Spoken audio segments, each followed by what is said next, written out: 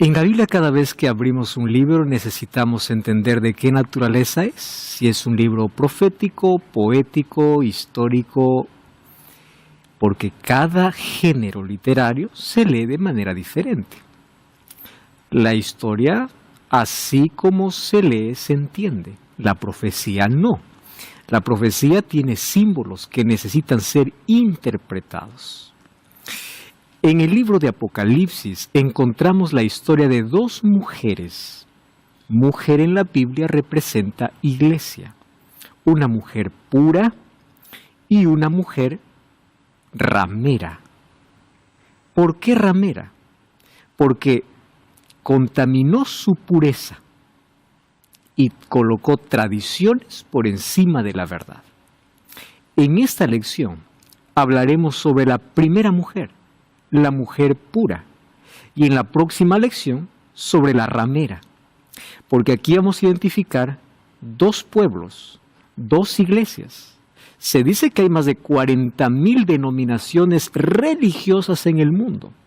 Sin embargo, en la Biblia solo existen dos grupos: ovejas y cabritos, trigo y cizaña, prudentes e insensatas.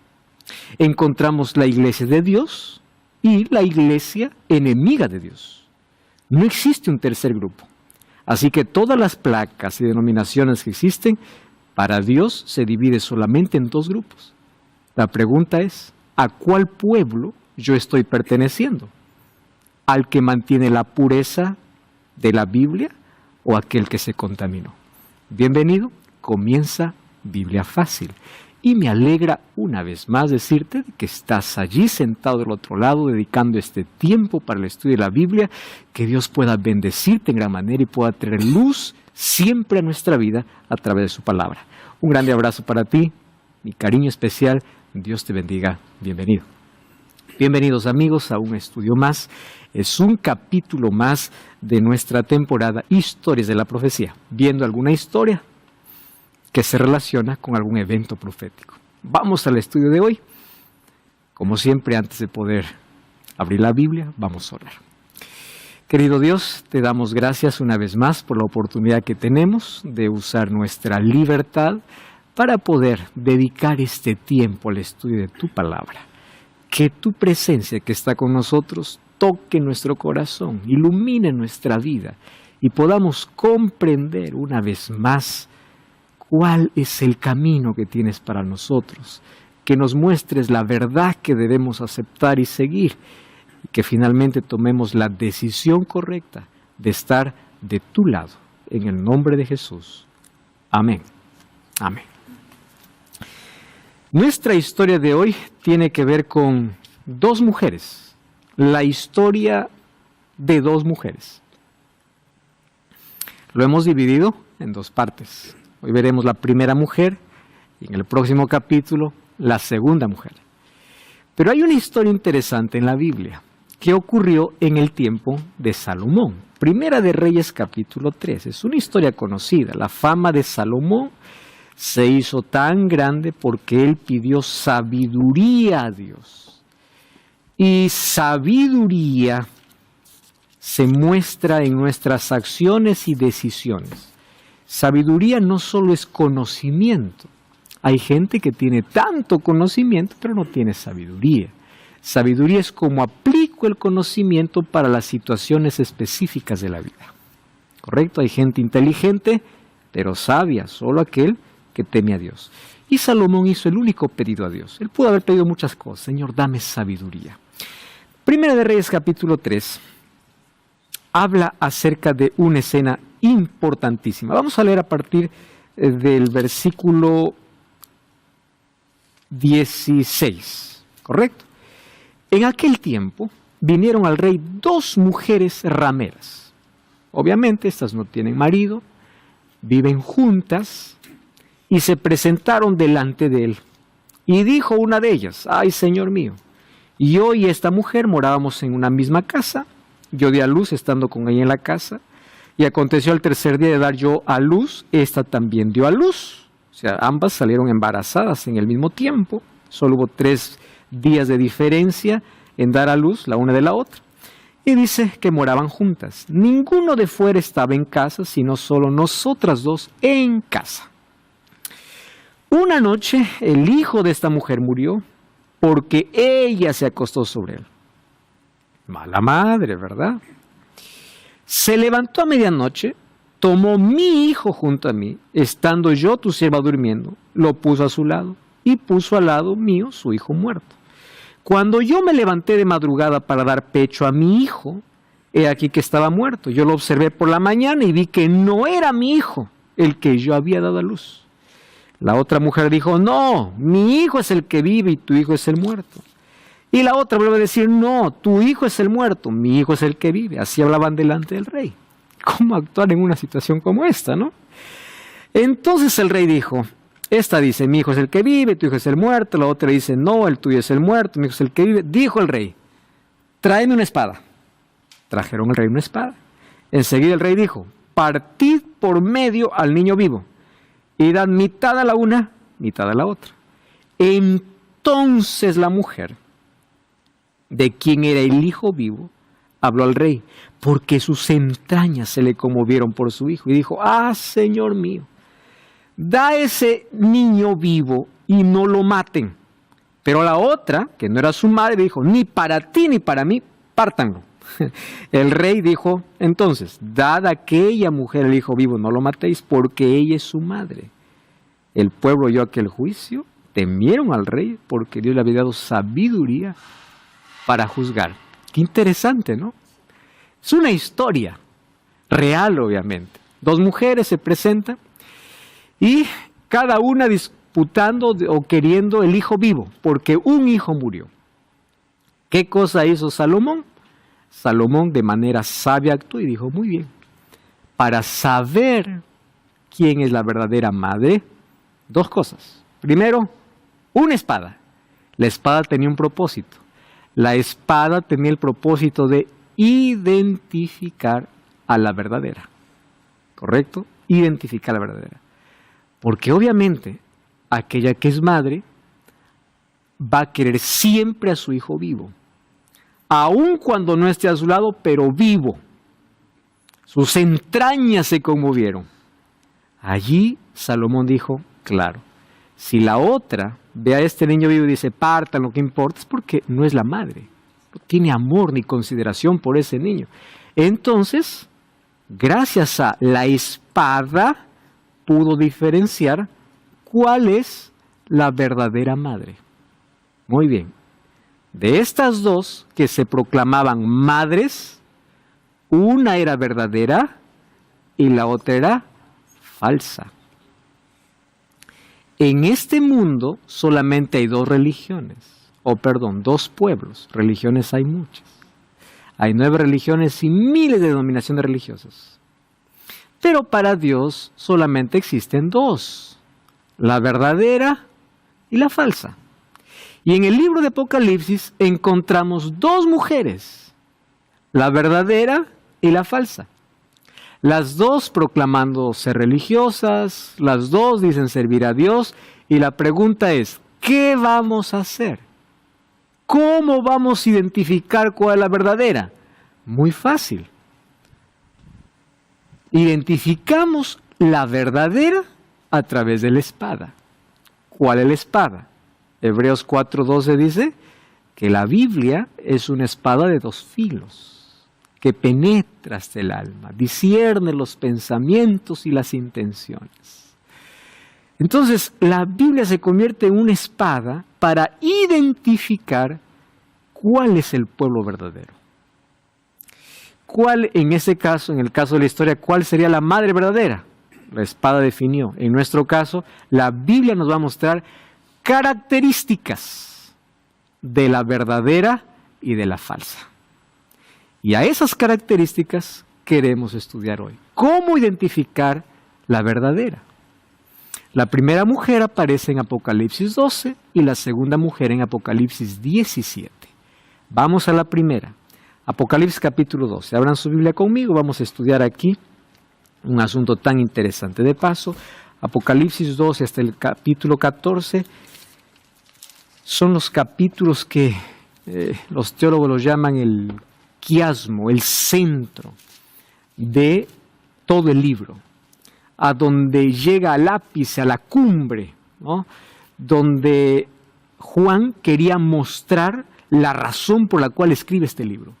Y Apocalipsis 12 habla acerca del mayor conflicto, el conflicto que existe entre Dios y Satanás, y entre Satanás y el pueblo de Dios.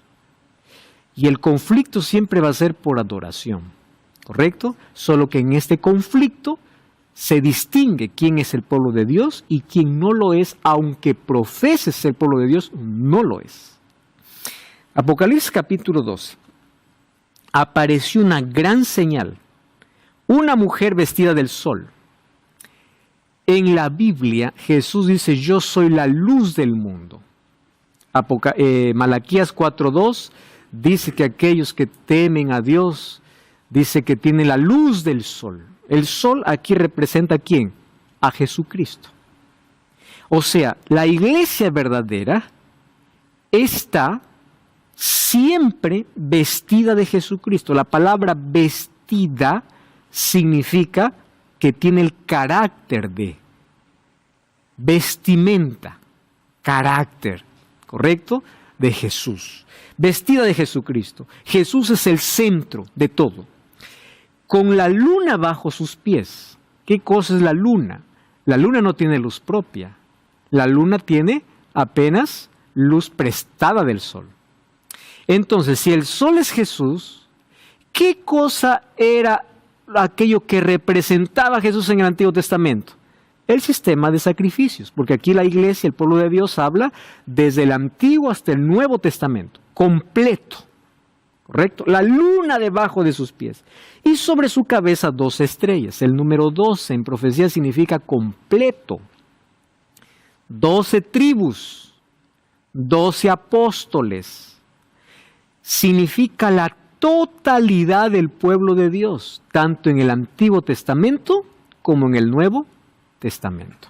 Entonces aquí habla de un pueblo representado en una mujer. Estaba encinta, clamando con dolores de parto, en angustia del alumbramiento. Entonces algunas personas piensan así: como esta mujer estaba encinta y ese niño es Jesús, esta mujer es María. Pero hoy quiero mostrarles en el mismo texto que no se trata de María, sino del pueblo de Dios, ya que María formaba parte del pueblo de Dios, pero aquí en esta profecía no hace referencia a María, sino al pueblo. Vamos a seguir leyendo. Apareció otra señal en el cielo, un dragón escarlata, que tenía 7 cabezas, 10 cuernos y en su cabeza 7 diademas. ¿Ustedes recuerdan que es la misma figura de Apocalipsis 13? De la bestia. Muy bien, es que el dragón le presta la figura a la bestia. Su cola arrastraba la parte tercera de las estrellas del cielo. Estrellas, aquí hace referencia a los ángeles.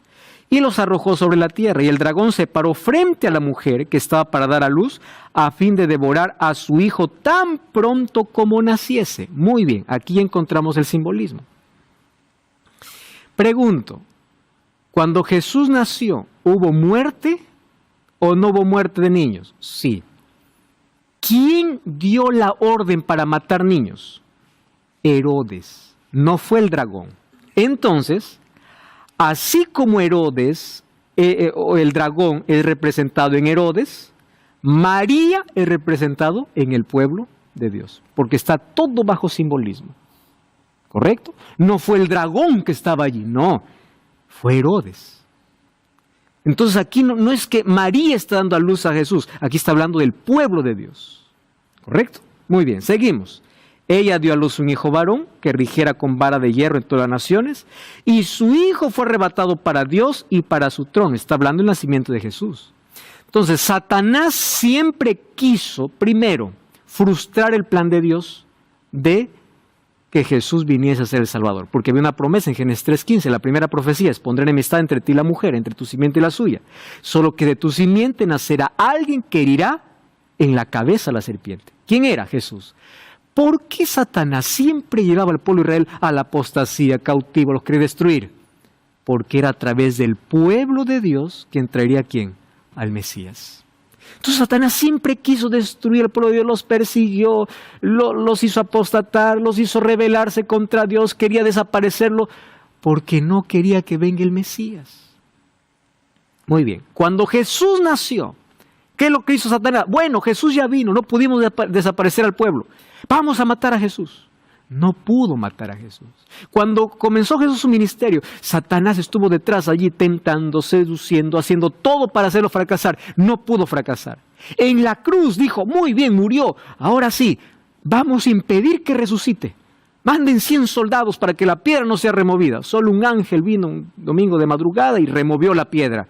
Satanás se frustró todos sus planes, porque con Jesús siempre fue vencido. Siempre en el desierto de la tentación, en su ministerio, en su nacimiento, en su resurrección, Satanás fue derrotado. ¿Y dónde comenzó su derrota? No cuando Jesús vino, en el cielo. Vamos al versículo 9. Hubo una gran batalla en el cielo.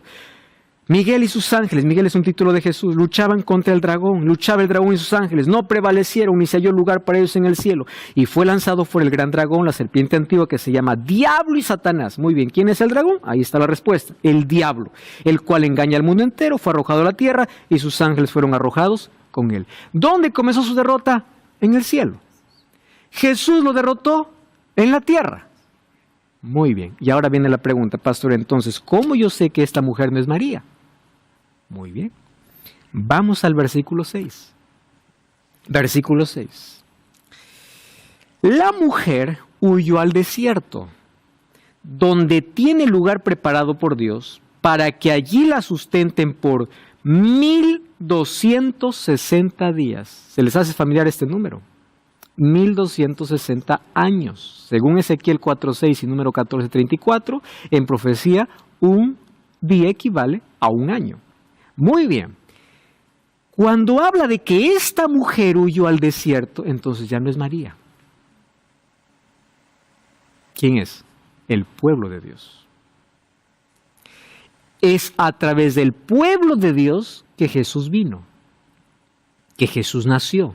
Y dentro del pueblo de Dios fue elegido, obviamente, María. Eso es correcto. Pero aquí está haciendo referencia al pueblo de Dios. Porque esta mujer huyó al desierto por 1260 años. Muy bien, persecución, no fue María perseguida, fue el pueblo de Dios.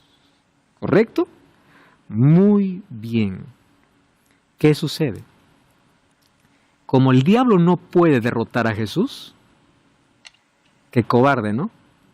¿A quién va? A los que le siguen. Es como cuando tú tienes un enemigo y el enemigo no puede pelear contigo, pero para herirte a ti, va a pelear con tus hijos. Y pues tus hijos no pueden luchar contra ese enemigo, a menos que tú estés con ellos. Allí viene la necesidad de nuestra dependencia de Dios. ¿Por qué Jesús dice, sin mí nada podéis hacer? ¿Y por qué Pablo dice, en Cristo somos más que vencedores? Porque sin Cristo no podemos derrotar al enemigo. Pero cuando Satanás nos ve con Cristo, no nos puede ni tocar allí, a menos que Dios le permita. Pero cuando estamos solos, independientes, hace lo que quiere. Entonces Satanás, como no pudo destruir a Cristo, dijo, destruiré a los que lo siguen, a los cristianos. 1260 años, allí en el desierto. Desiertos son lugares, un lugar despoblado. Si agua significa mucha gente, desierto significa lugar despoblado. El pueblo de Dios tuvo que huir allá a las cavernas, allá a las montañas, para poder sobrevivir. ¿Qué cosa es lo que sucede? Miren, continúa la lucha. Capítulo 12, versículo 13. Cuando vio el dragón que había sido arrojado a la tierra, persiguió a la mujer que había dado luz al hijo varón, otra vez haciendo referencia a la iglesia. Se le dieron a la mujer las 2 alas de gran águila para que volase delante de la serpiente del desierto, a su lugar donde es sustentada por tiempos y la mitad de un tiempo. ¿Cuánto equivale? 3 años y medio. 3 años y medio es igual a 42 meses. 42 meses es igual a 1260 días. O sea, la misma profecía. Y la serpiente arrojó de su boca tras la mujer agua como río, para que fuese arrastrada por el río. Falsas doctrinas como para poder alcanzarla, pero no pudo. La tierra ayudó a la mujer. La tierra abrió su boca, tragó el río que el dragón había echado de su boca. Entonces, como ya no pudo destruir tampoco a la mujer, a la iglesia, versículo 17, el dragón ahora se llenó de ira. Claro, viene de derrota en derrota, no puede. Ira contra la mujer y se fue a hacer guerra contra el resto. En otras versiones dice el remanente, los que quedan. ¿Quiénes son? Los que guardan los mandamientos de Dios y tienen el testimonio de Jesucristo. Este es el gran conflicto. ¿Correcto? Es el gran conflicto. La lucha entre dos poderes. Como Satanás está vencido por Cristo, ahora cobardemente va a luchar contra el pueblo, queriendo destruir. Esto se cumple históricamente. ¿Cuántas muertes? Los discípulos, con excepción de Juan, todos fueron. Pedro fue crucificado boca abajo, Pablo fue decapitado, los discípulos fueron echados al mar, fueron torturados, los seguidores de Jesús eran perseguidos. La cabeza de Pablo rodó el día que fue ejecutado. El Coliseo romano se llenaba de gente para mirar a cristianos muriendo. Animales feroces eran lanzados para poder maltratar cristianos. Ese Coliseo romano está lleno de historia y de sangre, de mártires, de gente. Hubo persecución y persecución. Tanto así que en la Biblia, en Apocalipsis, se menciona que hay 4 caballos, ¿no? El primer caballo es blanco, la iglesia pura, la iglesia apostólica, pero viene un caballo rojo. Una iglesia que pasa por el periodo de persecución, de sangre. Los emperadores, el imperio romano comenzó a perseguir. Por eso es que a Juan se los llevó a la isla de Patmos, allá aislado. Pero todos los otros discípulos fueron muertos, todos. Satanás estaba detrás de todo ello, intentando acabar con el pueblo de Dios. Tertuliano decía, la sangre de estos mártires era como semilla. Porque mientras más cristianos morían, más cristianos se levantaban. Satanás cambió de estrategia. Dijo, yo no puedo acabar con estos cristianos. Cambió de estrategia. ¿Cuál estrategia? No los puedo acabar, pero sí los puedo contaminar. Entonces la iglesia pura, esa iglesia que tenía la herencia apostólica, esa iglesia cristiana que daba su vida por causa de su fe, ahora hizo un negocio. Apareció Constantino. Constantino vino maquinando en su cabeza cómo tener el imperio unido. Y había división entre cristianos y los del imperio, cristianos y paganos. Y él, un día pasó por el río con todos los soldados. Él se echó agua y dijo, soy bautizado, a partir de hoy soy cristiano, falsamente. Él firmó el edicto de Milán, y en ese edicto de Milán dijo, cesa la persecución a los cristianos. Pero cuando cesó la persecución a los cristianos, hubo una alianza peligrosa. Entonces Constantino introdujo dentro del cristianismo el paganismo. La pureza de la iglesia se manchó. Por eso ahí viene el otro caballo, representando el otro sello, oscuro, negro, se manchó, se contaminó, negoció. Entonces cuando alguien dice, nosotros somos de la iglesia apostólica, la que Jesús, sí, esa iglesia se mantuvo pura, pero luego se manchó, por eso Dios tuvo que levantar un remanente en el tiempo del fin. Recuerden, la mujer y el remanente. Eso es lo que dice Apocalipsis. La mujer huyó porque siempre Dios tuvo hijos fieles, que nunca se sometieron a las leyes humanas, fueron fieles a Dios. Pero Dios tenía que de esos hijos fieles levantar un remanente para el tiempo del fin.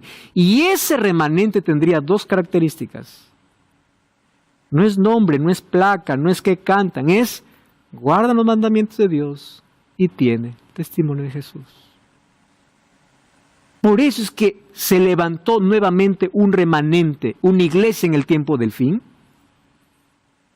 considerando todos aquellos que habían sido fieles y habían huido al desierto, a lugares despoblados. Se forma otra vez una iglesia en el tiempo del fin con un mensaje diferente, con un mensaje impopular, para restaurar todas las verdades que fueron pisoteadas durante 1260 años. Porque la Biblia fue encarcelada, fue perseguida, fue prohibida. Todo lo que ustedes ven, prender velas a santos, imágenes, ritos, celebraciones, tuvieron todo su origen en ese periodo. Biblia prohibida. Y la tradición se colocó por encima de la palabra. Mas Dios siempre tuvo un pueblo fiel, la iglesia pura, vestida de Cristo, con la palabra de Dios como fundamento. Guarda los mandamientos de Dios y tiene el testimonio de Jesús. Características que debe tener la iglesia verdadera aquí en la tierra. Por eso quiero presentarte la revista Esperanza Apocalipsis, donde vas a descubrir con más detalles todo acerca de este tema. Para solicitarla solo tienes que enviar un mensaje de texto a este número de WhatsApp, más 5512 98 100 14 60. Te repito el número, más 5512 98 100 14 60. Así que puedes ahora mismo enviar el mensaje de texto y vamos a enviarte en formato digital o en formato físico. Lo mejor de todo es que es totalmente gratis, así que solicítalo ahora mismo. Ingresa, envía un mensaje y te enviaremos el curso totalmente gratis a casa. Continuamos con nuestro estudio. Desde que cesaron las persecuciones, aparentemente hubo paz. Yo voy a decir una cosa interesante. La comodidad casi siempre fue enemiga de la espiritualidad. La gente más cómoda tiene menos necesidad de Dios. Ustedes van a ver que en los países más ricos es donde menos cristianos hay. Cuando ellos se sintieron cómodos, ahora comenzaron a hacer alianzas. Y esto avanzó hasta que el emperador salió de escena, porque 10 tribus bárbaras invadieron el Imperio Romano y en el año 476 fue dividido. El último emperador se rindió. Desde Constantino ya hubo se debilitó el imperio, ¿no? Él trasladó la capital a una ciudad llamada Constantinopla, en honor incluso a él, y ya comenzó a debilitarse el imperio. Sin embargo, en el año 476 se colocó fin. Solo que cuando sale de escena el emperador, la Biblia dice que Roma continuaría con su segunda fase. ¿Qué fase? Religiosa.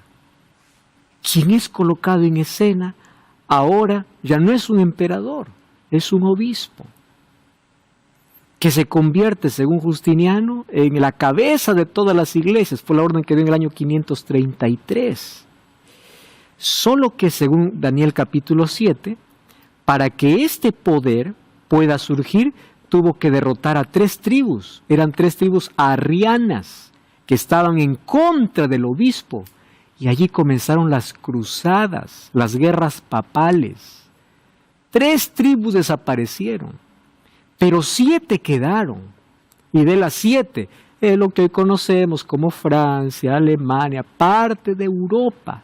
Todo eso era el Imperio Romano. ¿Correcto? Muy bien. ¿Qué sucede? Nuevamente, a partir de allí, comienza, ¿qué cosa? La persecución. Por eso es que la mujer tiene que huir ¿a dónde? Al desierto. Porque ahora ya no es el emperador que persigue.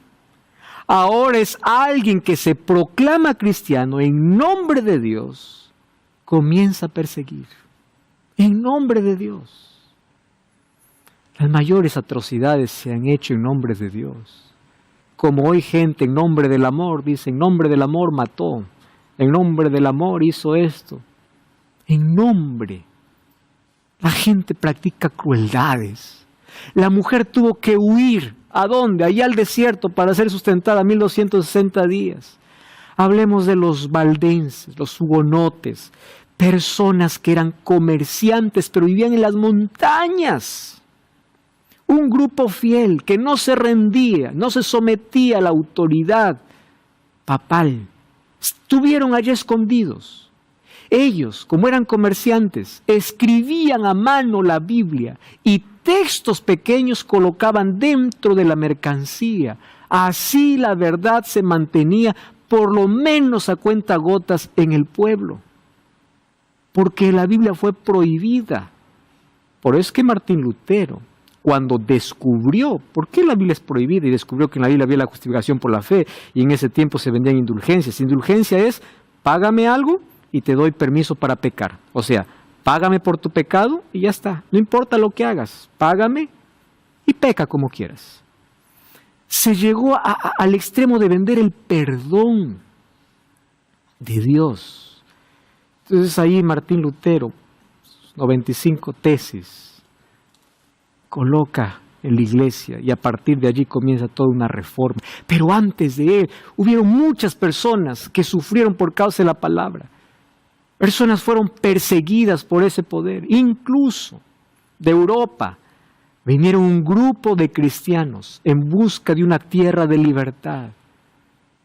Allí, a bordo del Mayflower, llegaron a Estados Unidos. ¿Por qué creen ustedes que en Estados Unidos se celebra el Día de Acción de Gracias en el mes de noviembre, en una fecha específica? El Día de Acción de Gracias es el recordatorio de gente que venía huyendo de la persecución a la tierra de la libertad. Por eso su primera constitución de los Estados Unidos, o allí ellos pusieron un eslogan, ¿no? Ellos decían, queremos un país sin rey y una iglesia sin papa.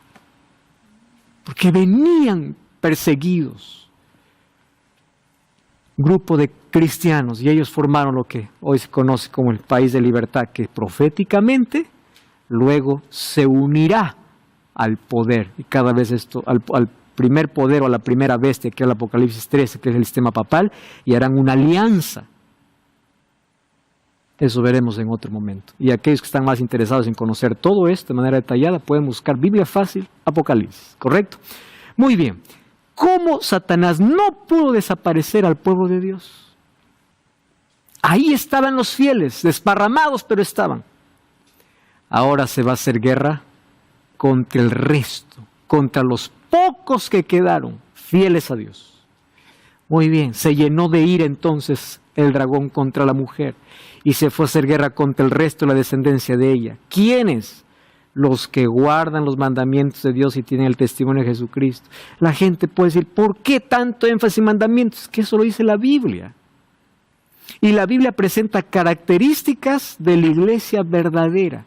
La iglesia verdadera no es conocida en la Biblia por cómo se viste, cómo canta, aunque todo eso es importante, siguiendo los principios. La iglesia es conocida porque está vestida de Cristo, tiene la Biblia como fundamento, vestida de sol, por eso ilumina también.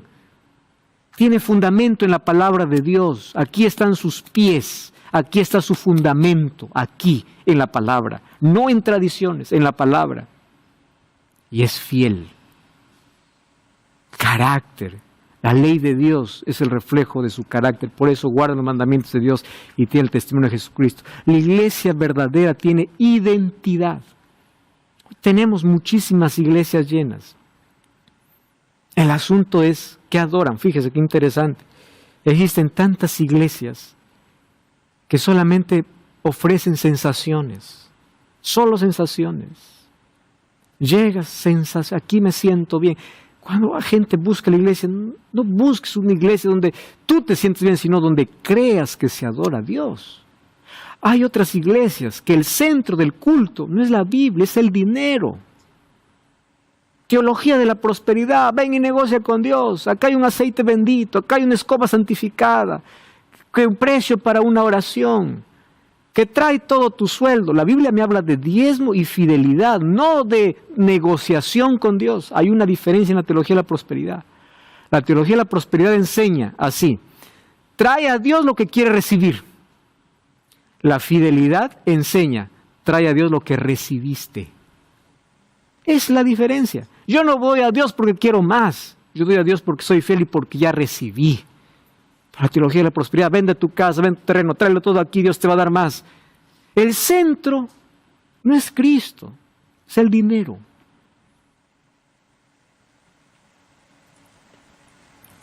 existen tantas iglesias que hay gente desanimada y dice, yo no quiero ninguna.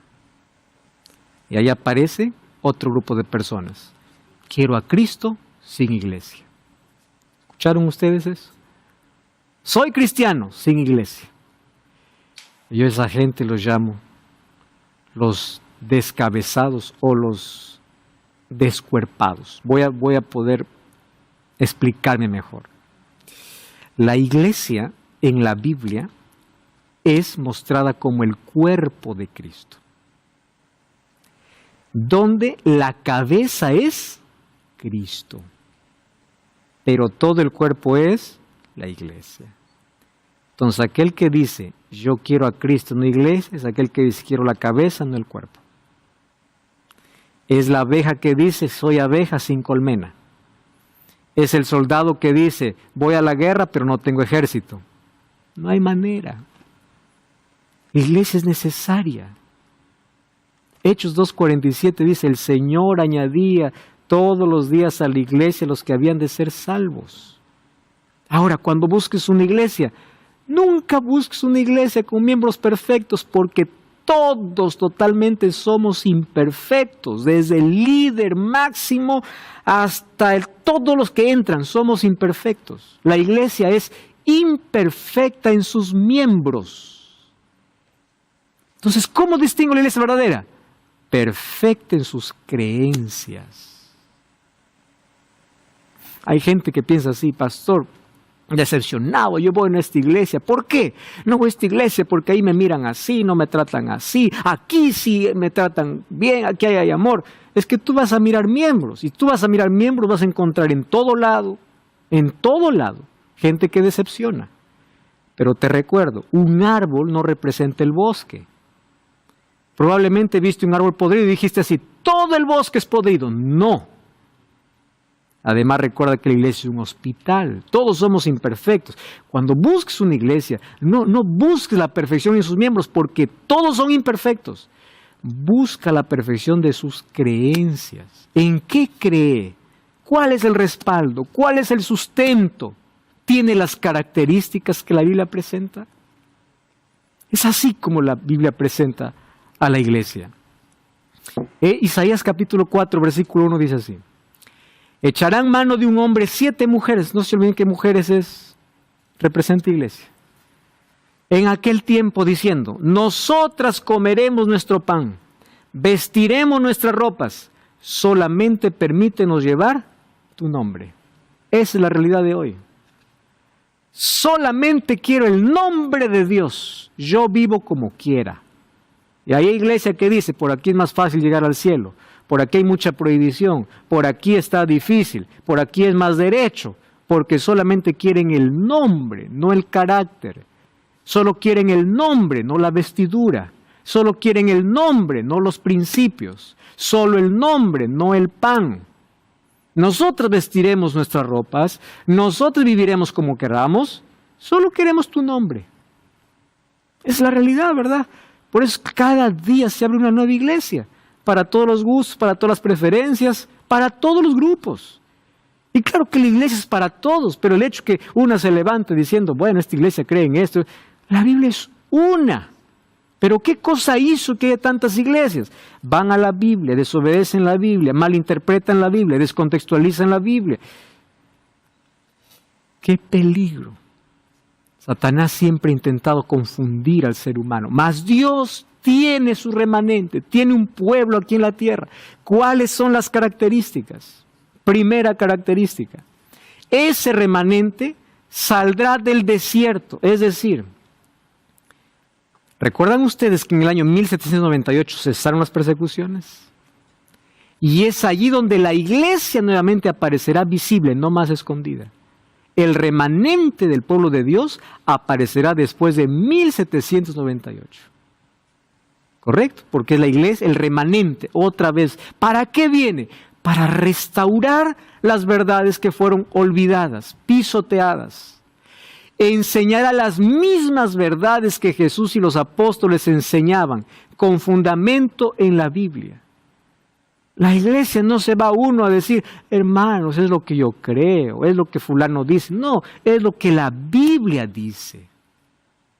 aquí está, escrito está. Y lo que está escrito yo no puedo alterar, yo no puedo discutir, está escrito. Dios lo dijo, así es. No vamos a actualizar, vamos a modernizar, no, principios son inalterables. Entonces enseñan exactamente cómo es el bautismo correcto, cuál es el día correcto, cuál es el estilo de vida correcto, ¿basado en qué? En la Biblia es la base, la Biblia es el fundamento. Todos los otros libros pueden ser apoyo, Biblia. Y ustedes van a ver, yo soy, aquí obviamente es medio de comunicación de la Iglesia Adventista del Séptimo Día. Cuando yo era adolescente, en mi etapa, digamos, de rebeldía, entre comillas, un día yo me propuse analizar creencia por creencia de esta iglesia, porque yo tomé la decisión y dije así, yo no voy a seguir la religión de mis padres, a pesar de que yo esté involucrado en tantas cosas de la iglesia. Y comencé una por una, ¿dónde está su fundamento? Alguien puede decir, ustedes tienen un fundamento en lo que dice Elena de White. Revisa las 28 creencias de la iglesia. Ni una es porque ella dice, las 28 están en la Biblia. Biblia. Y yo he dedicado gran parte de mis estudios para poder analizar creencias. ¿De dónde surge? ¿Cómo surge? ¿Dónde se fundamenta? ¿Dónde se creó? ¿De dónde viene? ¿Cuál es su origen? Infelizmente, la mayoría, todas ellas, tienen su fundamento en un hombre, en una tradición, en alguien que creó, no en la palabra de Dios.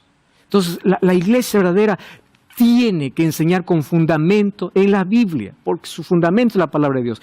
Guarda los mandamientos de Dios, eso dice la Biblia, Apocalipsis 12:17, Apocalipsis 14:12. Aquí está la perseverancia de los santos, los que guardan los mandamientos de Dios y tienen el testimonio de Jesús. Posee el espíritu de profecía. ¿Por qué dice el espíritu de profecía? Recuerda, el testimonio de Jesús, según Apocalipsis 19:10, es el don profético. Dios levantaría también profetas. ¿Para qué? Para llevarnos al estudio de la Biblia. Pero ese profeta tiene que ser probado por la Biblia, si es que es verdadero. Proclama en voz alta el mensaje de los 3 ángeles. Ángel aquí representa mensajero. El pueblo de Dios, el remanente de Dios, tiene un mensaje particular. Y yo te invito a analizar ese mensaje en una temporada de Biblia Fácil, llamada Las 3 mensajes angelicales. Busca Biblia Fácil, los 3 mensajes angelicales. Y solo hemos hecho una temporada de 15 capítulos basado en un capítulo de la Biblia, Apocalipsis 14, solo en un capítulo de la Biblia, porque ese es un mensaje urgente que el pueblo de Dios tiene que predicar, y ese mensaje comienza hablando del Evangelio eterno, la caída de Babilonia y la advertencia que Dios tiene. Es decir, este pueblo presenta un mensaje impopular, no es agradable para los oídos. No, no lo es. Hay gente que yo conozco, incluso algunos pastores, ¿no?, de otras denominaciones, dicen, yo no puedo predicar esto porque la gente se me asusta, se va, y yo pierdo miembros. ¿Por qué? Es la Biblia. Yo no tengo por qué estar contentando preferencias o gustos. Es lo que la Biblia dice. Y el pueblo de Dios tiene que proclamar la Biblia. Tiene un mensaje urgente para el tiempo del fin. Es un movimiento mundial, según Apocalipsis 14:6. ¿Por qué? La iglesia de Dios, el remanente de Dios, no solamente puede decir, iglesia tal solamente está en mi país. No, si el mensaje es para todos, tiene que estar en todo el mundo. ¿Correcto? Otra característica, enseña el Evangelio eterno, la salvación solamente por medio de Cristo. Esta iglesia te enseña lo siguiente, la salvación no es por lo que comes o no comes, la salvación es por lo que vistes o no vistes.